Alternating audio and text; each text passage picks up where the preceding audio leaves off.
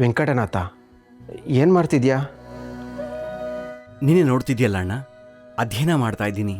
ಇಷ್ಟು ಸಮಯ ಆಗಿದೆ, ಮನೇಲಿ ಯಾರೂ ಊಟ ಮಾಡಿಲ್ಲ?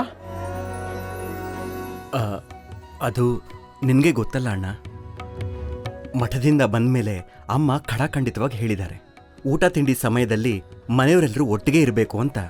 ವೆಂಕಟನಾಥ, ಒಂದೊಂದು ಸಾರಿ ಸಮಯ ಸ್ವಲ್ಪ ಹೆಚ್ಚು ಕಮ್ಮಿ ಆಗ್ಬೋದು. ಅಮ್ಮ ಅತ್ತೆ ವಯಸ್ಸಾದವರು, ಅವರ ಆರೋಗ್ಯ ದೃಷ್ಟಿಯಿಂದ ಸಮಯಕ್ಕೆ ಸರಿಯಾಗಿ ಏನಾದರೂ ಸ್ವಲ್ಪ ತಿನ್ನಲೇಬೇಕು. ಅದನ್ನು ನೀನೇ ಹೇಳಬೇಕು. ಅಣ್ಣ, ನೀನು ಈ ಮನೆಗೆ ಹಿರಿಯ, ಅದನ್ನು ನೀನೇ ಹೇಳು. ಸರಿ ಸರಿ, ನಾನು ಹೇಳ್ತೀನಿ. ಈಗ ಅಧ್ಯಯನ ಮಾಡಿ ಸಾಕು, ನಡಿ ಊಟಕ್ಕೆ ಹೋಗೋಣ. ಅಣ್ಣ, ಇನ್ನೊಂದೇ ಒಂದು ಅಧ್ಯಾಯ ಇದೆ. ಅಧ್ಯಯನೂ ಇಲ್ಲ, ಎಂಥದ್ದು ಇಲ್ಲ, ನಡಿ. ಅಣ್ಣ ಅಣ್ಣ ಅಣ್ಣ ಅಣ್ಣ,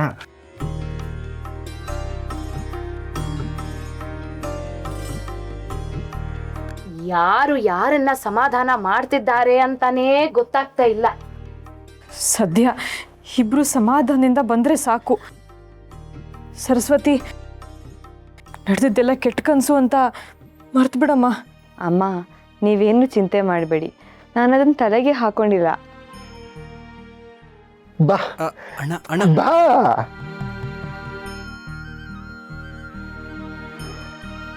ದೊಡ್ಡಪ್ಪ, ಪಾಪ ನೀವೆಲ್ಲ ಎಷ್ಟೊತ್ತಿಂದ ಹಸ್ಕೊಂಡಿದ್ದೀರ ಏನೋ. ಬನ್ನಿ ಬನ್ನಿ, ಕೂತ್ಕೊಳ್ಳಿ ಕೂತ್ಕೊಳ್ಳಿ. ಕೂತ್ಕೋ ಅಲ್ಲ, ಕೂತ್ಕೋ ವೆಂಕಟನಾಥ, ಕೂತ್ಕೋ.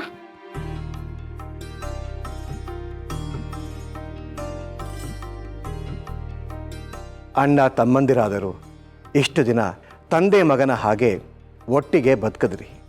ಈಗ ನೀವಿಬ್ಬರು ಬೇರೆ ಬೇರೆ ಆಗುವ ಸಮಯ ಬಂದಿದೆ. ಅಮ್ಮ, ಇದೇನು ಹಾಗೆ ನೋಡ್ತಾ ನಿಂತ್ಬಿಟ್ಟೆ, ಬಡ್ಸಕ್ಕೆ ಹೇಳಮ್ಮ. ನೀವಿಬ್ರು 100 ಕಾಲ ಈ ರೀತಿ ಅನ್ಯೋನ್ಯವಾಗಿರಬೇಕು ಅನ್ನೋದೇ ನನ್ನ ಆಸೆ. ಅಮ್ಮ, ಈಗೇನಾಗಿದೆ, ನಾವಿಬ್ಬರು ಚೆನ್ನಾಗೇ ಇದ್ದೀವಿ. ಈಗ ಚೆನ್ನಾಗೇ ಇದ್ದೀರಾ, ಆವಾಗಲೇ ಎಷ್ಟು ಕಿರ್ಚಾಡಿದ್ಯೋ ನೀನು. ಪಾಪ ಗೋಪಿ ಎಷ್ಟು ನೊಂದ್ಕೊಂಡ್ಲು ಗೊತ್ತಾ. ಸರಸ್ವತಿ, ಅವಳಿಗೆ ಎಷ್ಟು ನೋವಾಗಿರ್ಬೇಡ. ಎಲ್ಲರೂ ನನ್ನನ್ನು ದಯವಿಟ್ಟು ಕ್ಷಮಿಸ್ಬೇಕು. ದುಡುಕಿ ಆವೇಶದಲ್ಲಿ ಏನೇನೋ ಮಾತಾಡ್ಬಿಟ್ಟೆ. ಇನ್ನು ನೋವು ಕೊಡೋದಿಲ್ಲ. ಹೋಗ್ಲಿ ಬಿಡಪ್ಪ, ಈಗ ಆ ಮಾತೆಲ್ಲ ಯಾಕೆ. ನೀವಿಬ್ರು ಒಬ್ರನ್ನೊಬ್ರು ಅರ್ಥ ಮಾಡ್ಕೊಂಡಿದ್ದೀರಲ್ಲ, ಅಷ್ಟು ಸಾಕು. ಯಾವುದೇ ಕಾರಣಕ್ಕೂ ನೀವಿಬ್ರು ದೂರ ಆಗಬಾರ್ದು ಮಕ್ಕಳ. ಅಮ್ಮ, ಅಣ್ಣ ನನಗೆ ಈ ಕೆಲಸ ಎಲ್ಲ ಅವನಿಗೆ ಹೇಳ್ದೆ ಯಾಕೆ ಮಾಡಿದೆ ಅಂತ ಬುದ್ಧಿ ಹೇಳಿದಾನಷ್ಟೇ.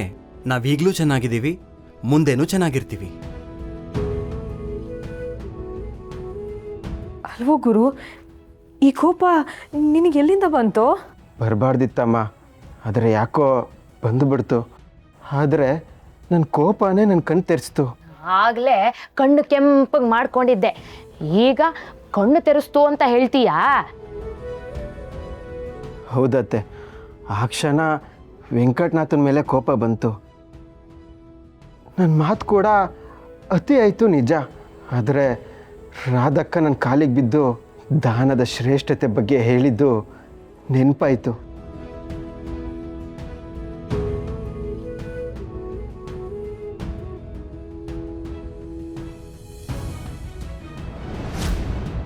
ಆಗಲೇ ನನಗೆ ಗೊತ್ತಾಗಿದ್ದು ದಾನದ ಶ್ರೇಷ್ಠತೆ ಏನು ಅಂತ.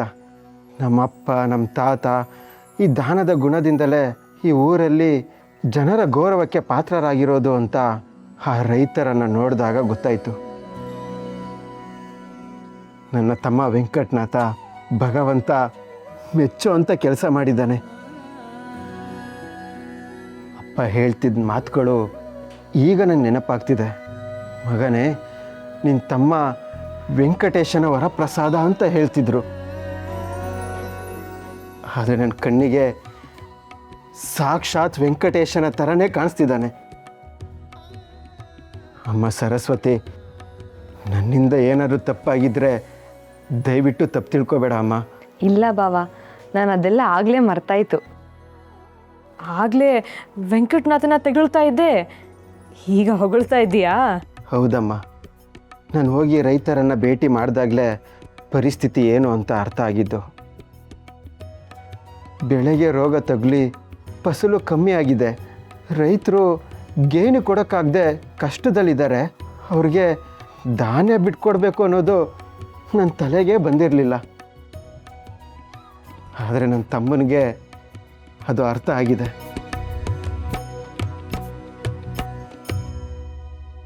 ಇದು ಮೊದಲೇ ಗೊತ್ತಾಗಿದ್ದಿದ್ರೆ ನಾನು ಅವನ ಜೊತೆ ಕೈ ಜೋಡಿಸ್ತಿದ್ದೆ.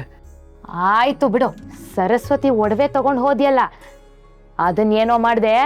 ಅತ್ತೆ, ರೈತರ ಪರಿಸ್ಥಿತಿ ನೋಡಿ ನಂಗೆ ತುಂಬ ನೋವಾಯಿತು.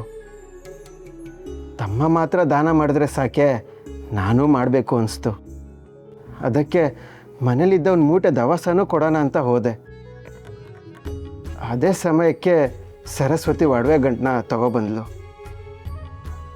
ಒಡವೆಗಳನ್ನ ಕೊಟ್ಟರೆ ಆಹಾರ ಸಮಸ್ಯೆ ಜೊತೆ ಅವರ ಮನೆ ಸಮಸ್ಯೆನೂ ನೀಗುತ್ತೆ ಅಂತ ಅನಿಸ್ತು. ಅದಕ್ಕೆ ಕೊಟ್ಟು ಬಂದೆ.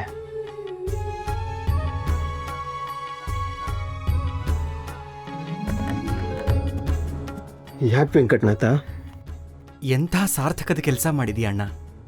ನಾನು ಇದ್ರ ಬಗ್ಗೆ ಯೋಚನೆನೇ ಮಾಡಿರಲಿಲ್ಲ. ನಮಗೆ ಕೊಡೋನು ಆ ಶ್ರೀಹರಿ.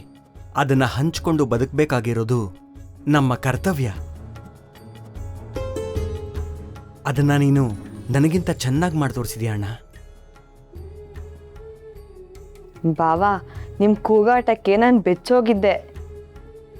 ಈ ನಿಮ್ಮ ದೊಡ್ಡ ಗುಣ ನೋಡಿ ನನಗೀಗ ಆನಂದ ಆಗ್ತಿದೆ.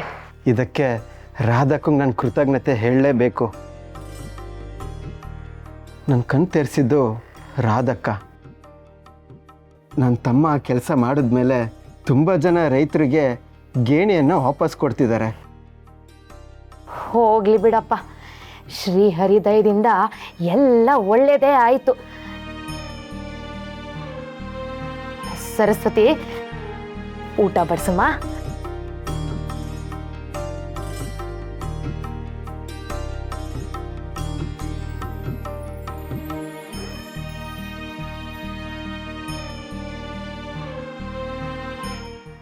ಸಾಕು ಸಾಕು. ಅಣ್ಣ ಬೇಸರದಲ್ಲಿ ಸಾಕು ಅಂತಿದ್ದಾನೆ. ಇನ್ ಸ್ವಲ್ಪ ಬಡಿಸು. ಇಲ್ಲಣ್ಣ.